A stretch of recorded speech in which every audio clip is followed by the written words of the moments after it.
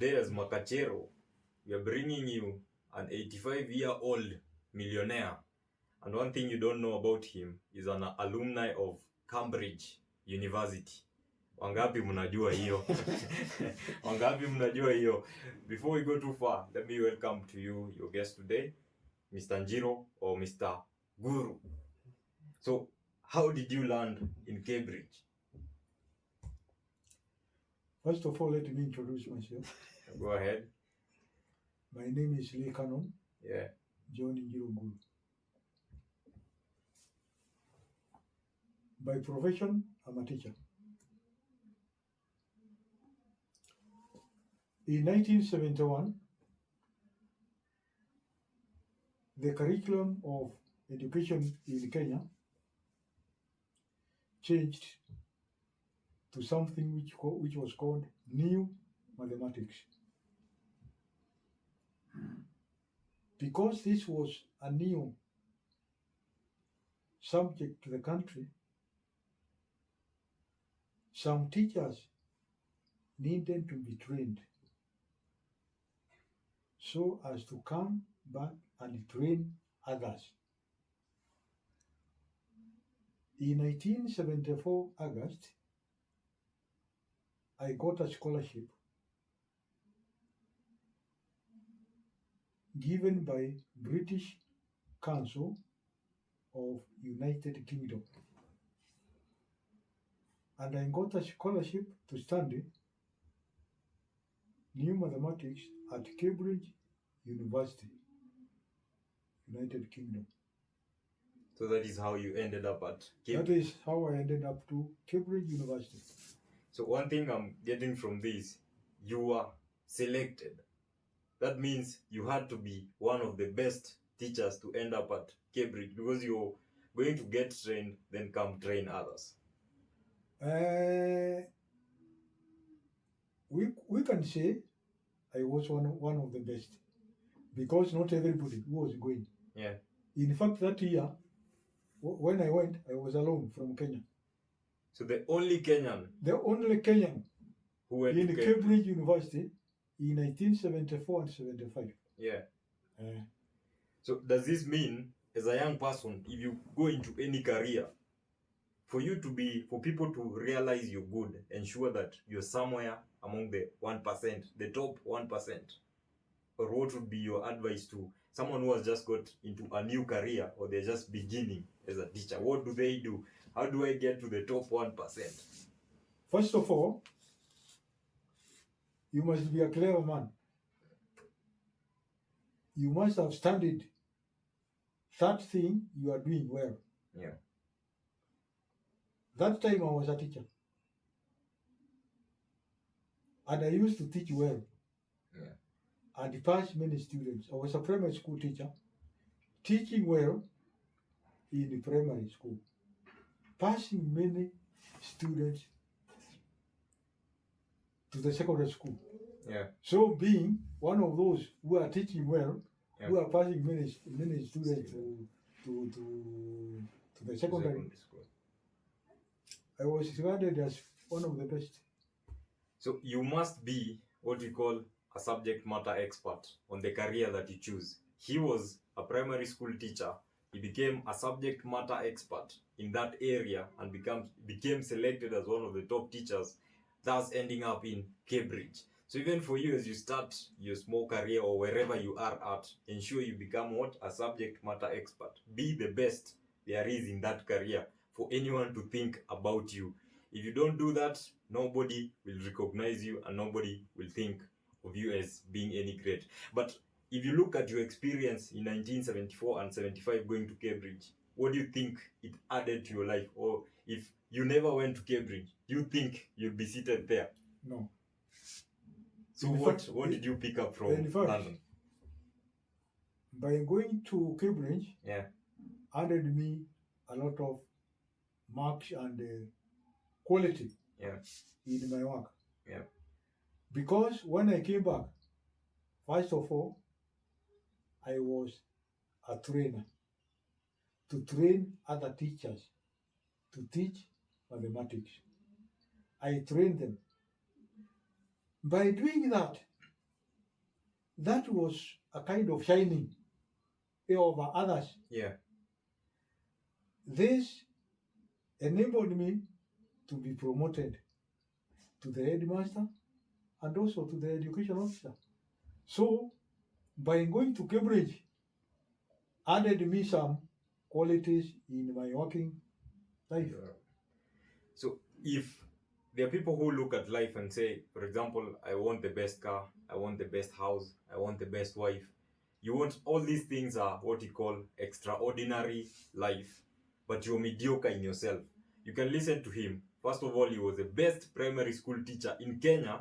Thus, he ended up in Cambridge, where he was trained and became the best. Came back to Kenya, trained others. He was recognized as extraordinary, became a headmaster. He was recognized as extraordinary, became an education officer. So, yes, he aimed for everything that was extraordinary at the end, but he was not mediocre. If we say, for example, he was not an extraordinary primary school teacher, he would not have ended up in London. But most of us, we want the extraordinary, but we do the mediocre. You can't get an extraordinary life if you're not doing the extraordinary things. But there's one thing I'm liking. You're saying you are a mathematics teacher, and there's one thing or one story you've always told us. Your first salary was 800 Kenya shillings. How did somebody who earned 800 Kenya shillings end up as a millionaire in his life? The mathematics is not mathematics, you know. So somebody was earning 800 Kenya shillings. He was able, we're in a mansion here that is worth more than, let's say, even 5 million. He has a vehicle that is worth more than 1 million. He has land that is worth more than that. But he started from 800 shillings. How can you, as a young man today, let's say 800 shillings today can be equivalent to, let's say, 15,000 Kenya shillings? Being a teacher, Yeah. getting 800 shillings, Yeah. it was getting increased yearly, Yeah. even by promotion. But with 800, I bought some pieces of land. I bought a piece of land at Idura. Yeah. I bought a piece of land at Indimbu. I bought a piece of land in Nguru. I bought a piece of land Kalimari. Yeah. And I got a piece of land in Embu town with 800. So no one should despise their small startings. Before, with 800, there were prices of that time, Yeah. which I could manage with 800 shillings. But as I went on, Yeah. I was getting increased money or salaries, which I could also do some other things. Like when I bought the first vehicle, Yeah. I was not earning 800 shillings. In fact, my last salary was 120,000 shillings. And that was 20,006. 2006. Yes. This gentleman was earning 120,000. Today, I don't know how many people are earning 120,000. Even tech bros who think they have already made it, most of them are not making 120,000. This is 2,000 earned, but today is 2023. You're not making 120,000. Think about yourself. Think about your life. What can I do to earn this 120? If somebody was earning it in 2006 and you're here 2023, you're not making that money. You will. Because in 1974, Yeah. or below there, Yeah. I was earning 800. And the 2006, I was earning 120. So you can do it because You work hard and well. You increase your knowledge. You learn many tactics, many tricks, many courses, which would increase you. The promotions in your work. The more you are promoted, the more money you earn. One more thing you said, you learn many skills, you get a lot of experience, you learn many courses. We always say continuous learning and self-learning will never betray you. From an old man who I have not told him to say this, I have not given him a script to read. He's saying from his own experience, from his own skills, that if you keep on learning, if you keep on improving, you can see the difference. 1974, 800 Kenya shillings, 800 bob today cannot buy anything worthwhile.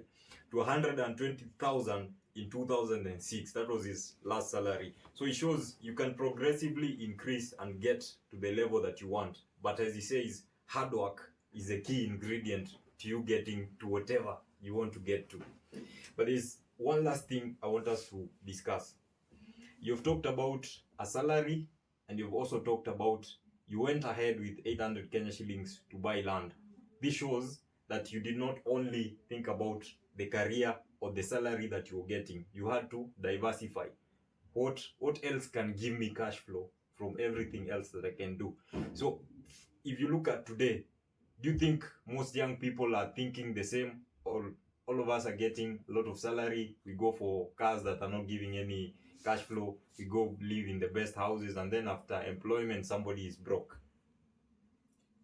Majority of young men today, majority, are not looking at their future. They don't mind of tomorrow. It's today. Tushinde It's leo. today. Tushinde tulale leo. Ya kesho itajifanyia yenyewe. So ukipatana kama huyo, what would be your advice to them? I would advise him to change. Yeah. To recorrect. Ujue ukiendelea na hiyo, there is nothing which is going to come good. So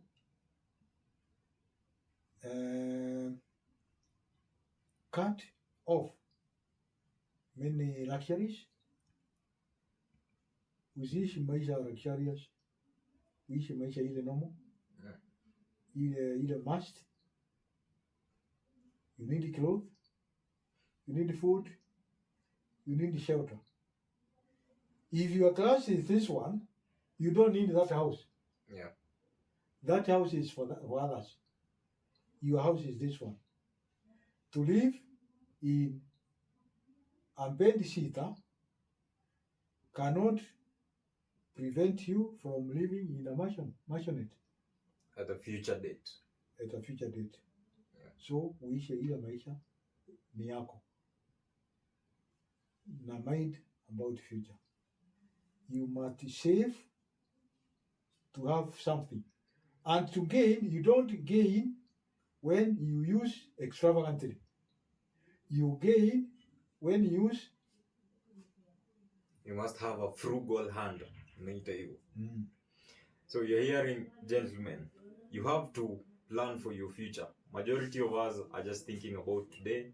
What we have right now, I'm paid a good salary, I get the biggest car there is. Right now, fuel is at the roof. We get those cars, people think you're rich, but then at the end of the day, you don't have any extra cash flow. You only depend on your salary, and those are what we call hand-to-mouth people. They are people we call millionaires, but they're hand-to-mouth millionaires. Because somebody, if you cut off their salary today, they'll not survive for the next 6 months. So you've talked about saving. But there is this notion with us young people. We think you cannot save your way to wealth. You can only make more money. So do you think this is a correct notion? Or because for you I'm hearing, yes, you saved, but also you looked at other flows of cash that you could get, because like the land, it has appreciated. It's a source of revenue for you. Like I am sure you have flats. It's a source of revenue for you. So are you for the people who believe that you can't save your way to wealth, Or should you save and also look for other sources of income? You save with a reason. Yeah. You save with a future. Those without a future do not save because they don't mind about tomorrow. So you save to do something. You can save to buy land. You can save to buy a house. You can save to buy shares. That kind of thing. You save for something which will bring profit afterwards. A good car will not bring any benefit because it will only make your status look good. You'll be looking good, but at home you are poor. You have an empty pocket. So if you can listen keenly to what he's saying, if you're saving, save for something that can recuperate or bring back the revenue that you're putting into it. What we call money working for you. So would like just to end on one note. The floor is yours. You have only one advice that if you met yourself, right now I turned 25 last week. If you went back to when you were 25, what would you tell yourself? Come again? If you went back to the time you were 25 years old, right now you are 85, I believe. That is 60 years apart. What would you tell yourself for you to either end up at a better position than you are at 85 or to end up where you are at 85? Because I'm sure there are mistakes that you made along the way, or at 25, at 20, at 24, there are mistakes you made that you could have avoided if somebody talked to you. Although I didn't get you well. Yeah. If I go back. Yeah, if you went back to start a 25-year-old. To start again. Yeah. With that knowledge I have. Yeah. What would you do differently? I can finish being wanaitwaje, or before more than a millionaire. A billionaire.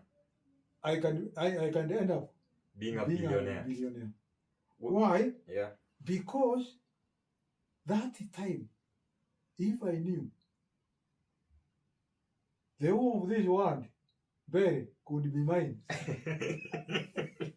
with my 800 shillings. Yeah. Because the first piece of land I bought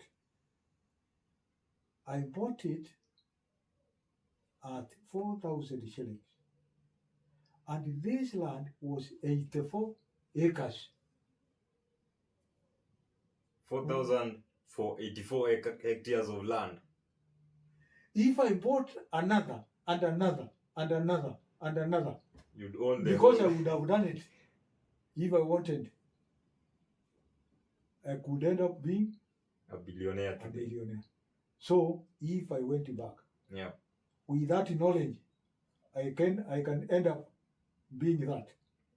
So what I'm getting is you're saying that information or knowledge is the ultimate power in this world. If you look at people who have made it to the highest level, they know something that other people who are below here do not know. Like you're saying, for you to buy a piece of land at 800 shillings, there are other people who are earning 800 like you, but they never bought the land. Yes. But you had the information to think, I think I should get this piece of land because it can appreciate. But for them, they never thought, if I get a piece of land, I don't think it will appreciate. So you had information that they never had. The information I had, yeah, my older brother had bought a land. Yeah. For 1,000 at a place called Rika. Yeah. That land, that side, the land was a bit expensive. This land was 36 acres. So I knew somebody could buy land. I had an uncle in Kiambere called Sevangoshi. When he got somebody selling that land, he persuaded me to buy that piece of land. So I would think, I would see the benefit, And also, I would add the knowledge from those who are before me. But does it mean a poor man's child or children will always end up poor? Because think of it this way, if your elder brother was able to buy 36 hectares of land, it means he was first of all learned, and secondly, he was also earning some good salary. So with you being younger than him, you are able to look at him and learn from him through apprenticeship. So say there's a kid who has been born in a poor family, the father is poor, the father has no land, he has no elder brother who has ever made it. How does this person ever make it? This person has some people around him. The people he could copy. Yeah. I have mentioned an uncle. Yeah. The uncle was not well up. The uncle was not rich. The uncle was a poor man. Yeah. But because of love, because of friendship, because of seeing a young man who could listen to him, Yeah. he gave me advice to buy that big land. And I bought it, not because I copied from those who had the money, because that uncle did not have money. So as we conclude, just know this: the position you are in life is because of your own decisions. It's your own choice to be there. Because you're hearing from him, he was not forced to look into the life of his uncle or his older brother and learn from them. Just took it upon himself to make the decision. And the decision he made, you can see the consequences today. An 85-year-old who lives in a mansion, he drives himself, he has pieces of land that younger people like us can only dream to have. And you can see what he has reaped from all this. So for you, wherever you are, just ensure that you make decisions that will be beneficial to you at the end of it all. That is bye-bye from Makachero. See you next week.